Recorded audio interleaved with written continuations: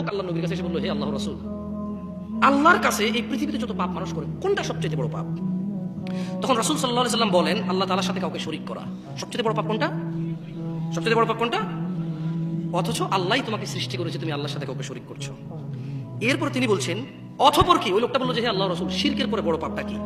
তখন আল্লাহ নবী সাল্লাল্লাহু আলাইহি সাল্লাম বলল যে নিজের সন্তানকে পেটে হত্যা করা, এই ভয়ে যে সে তোমার রিজিক খাবে। এরপরের বড় পাপটা কি? সন্তানকে হত্যা করা, এই ভয়ে যে সে তোমার রিজিকে ভাগ নেবে। বুঝে আসছে না? আসে নাই? ভবিষ্যতে সে তোমার সঙ্গে খাওয়া দাওয়া করবে, কিভাবে পালবা, কি খাওয়াবা, এইরকম ভয়ে পেটে আসার পর বাচ্চাটাকে হত্যা করা হচ্ছে পৃথিবীর দ্বিতীয় বড় পাপ। মানে আল্লাহর সাথে শরীক করার সঙ্গে ওই লোক জৈনিক ব্যক্তি বলল যে আল্লাহ রাসূল, আল্লাহর সাথে শরীক করা বড় পাপ, এরপরে কি বড় পাপ? বললো যে বাচ্চাকে হত্যা করা, যে ভবিষ্যতে তোমার সঙ্গে খাবে। তখন লোকটি বলল, হে আল্লাহর রাসূল, এরপরে বড় পাপ কি? বললো যে তোমার প্রতিবেশীর সাথে জিনা করা।